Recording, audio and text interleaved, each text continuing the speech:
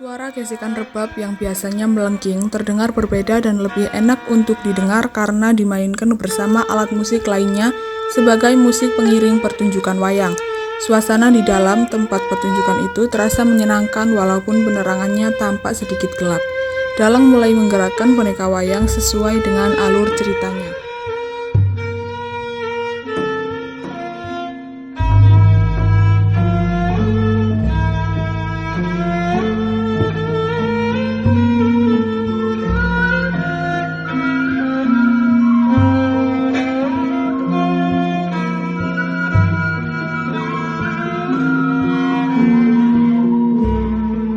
Suara trompet melengking tinggi, suling menusuk gendang telinga meramaikan iringan.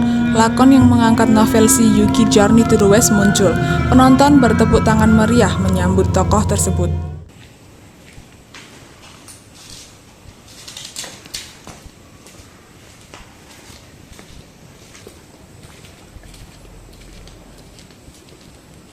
Malam itu, sepulang dari sholat Isya berjamaah di masjid, Joko duduk di beranda kos untuk menunggu kedatangan penjual bakmi favoritnya.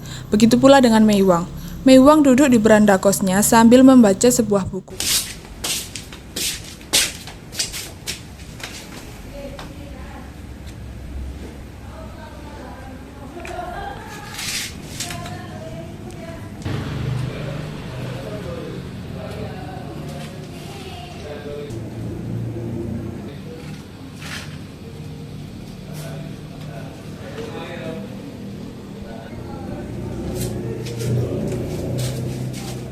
Tidak lama, terdengar suara kentongan khas penjual bakmi di ujung jalan.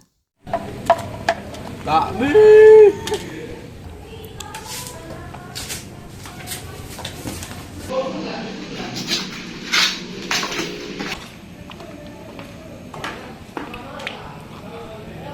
Ini kan namanya cinta, oh ini kan cinta, cinta pada jumpa pertama.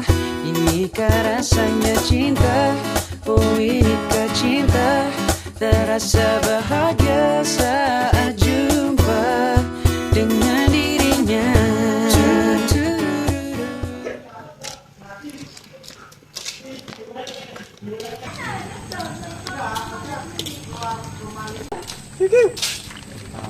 Anak muda zaman sekarang udah pada kenal belum? Ayolah kenalan, toh kalian juga udah pada besar. Ya, zaman sekarang mah nggak usah malu-malu. Ayo pada kenalan. Kalau kalian nggak mau kenalan, saya nggak mau masakin. Joko Sudiro. Meiwang. Ya, anak zaman sekarang. Jadi nggak ini Mia? Jadi Pak, jadi. Setelah perkenalan singkat itu, malam harinya Joko tidak bisa tidur. Bayangan para cantik Meiwang memenuhi pikirannya. Wajah Pak Berlian milik Meiwang yang tersirami cahaya rembulan melekat kuat di benak Joko. Malam itu dilalui Joko dengan perasaan bahagia. Saking bahagianya, ia tuliskan nama Meiwang berkali-kali di bukunya.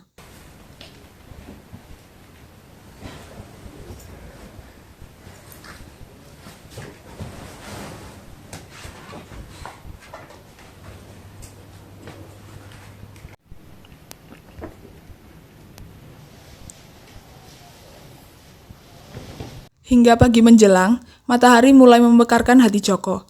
Esok hari setelah kejadian perkenalan itu, Joko menyambut hari dengan semangat. Joko membuka gorden beserta jendelanya. Tampak Meiwang bersama teman-temannya akan pergi ke gereja. Dia pasti membuka jendela untukmu. Ayolah, kalian kan sudah kenalan semalam. Kalian tahu kan, setiap kita berangkat dia selalu membuka jendela. Jendela hatinya untukmu. Malamnya, Joko memberanikan diri untuk menemui Meiwang. Joko berdiri di depan kamar Meiwang dengan perasaan gusar.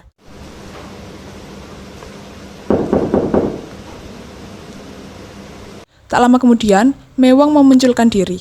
Meiwang mengenakan gaun panjang yang mempesona dan menambah kecantikannya berkali-kali lipat. Kita duduk di depan aja yuk.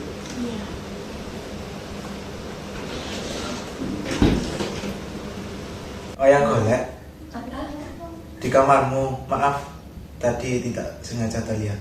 Bukan, itu yang potehi. Ayam potehi. Aku belum pernah melihat pertunjukannya. Iya, dilarang. Dilarang. Memikirkan percakapannya dengan Mei Wang, Joko menyangkut pautkan dengan hubungan oleh para rezim jahat itu. Joko mulai menuliskan artikel tentang hal ini karena ia adalah seorang wartawan pers mahasiswa yang tahu betul soal diskriminasi.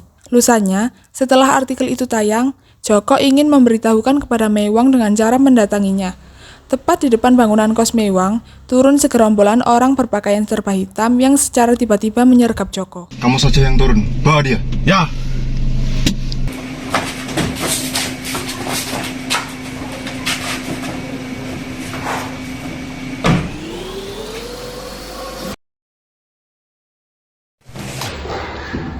Malam itu, Joko diinterogasi dengan tangan terikat di sebuah ruangan dengan pencahayaan sedikit gelap. Segerombolan orang berpakaian serba hitam yang menyergapnya tadi mulai menanyakan beberapa pertanyaan yang Joko tidak tahu jawabannya.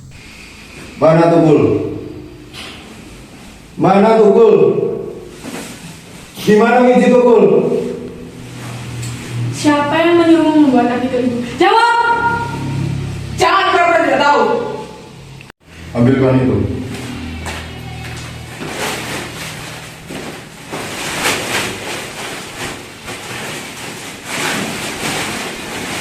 Segerombolan orang berpakaian serba hitam itu terus menyiksa Joko. Setelah puas, Joko dibawa menggunakan mobil ke sebuah jurang yang sepi. Mobil yang mereka gunakan berhenti di sana, kemudian Joko dilempar keluar.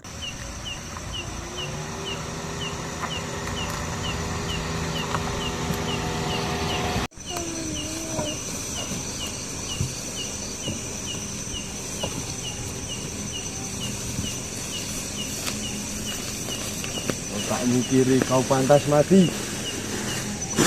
Di suatu pagi yang cerah, seorang petani pergi ke sawah untuk melakukan pekerjaannya. Ia berjalan dengan santai sambil menenteng tas yang berisi makanan untuknya makan siang nanti. Di tengah perjalanan, petani melihat sebuah karung yang menghalangi jalannya. Ia mencoba untuk menyingkirkannya, namun karung tersebut sangat berat.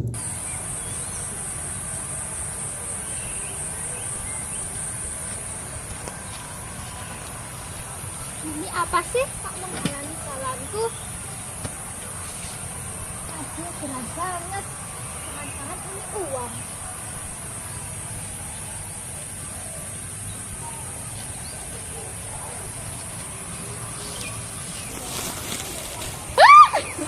Tolong!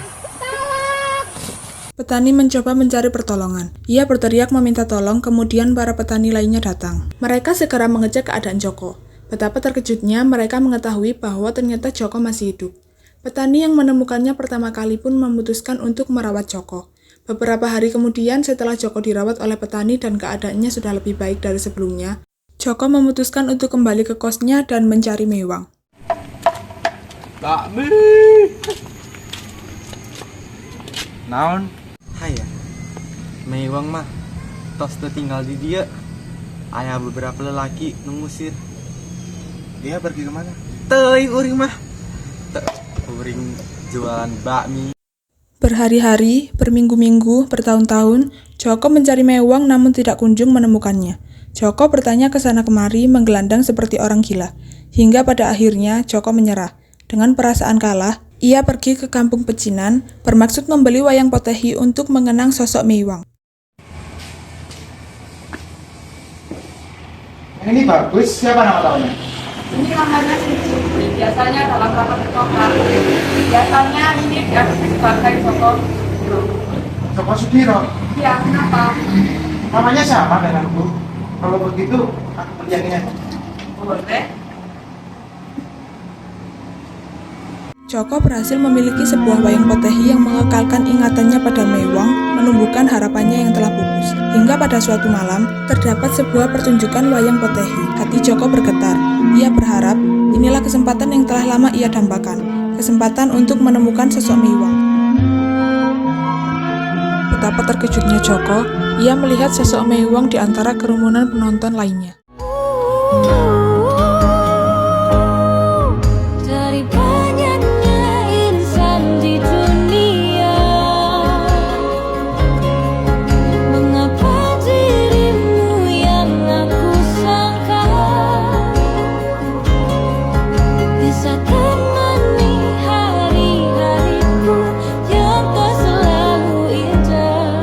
Setelah perjuangan panjang yang dilakukan Joko untuk mencari Mewang, Joko tidak temukan kebahagiaan. Walau kita tak bisa bersama. Pertemuan yang ia kira akan membahagiakan mereka, nyatanya tidak akan pernah terjadi. Joko dan Mewang memang tidak ditakdirkan untuk bersama. Cinta yang mengatasi segala perbedaan, agama dan etnis antara Joko dan Mewang tidak berakhir bahagia. Bahagia.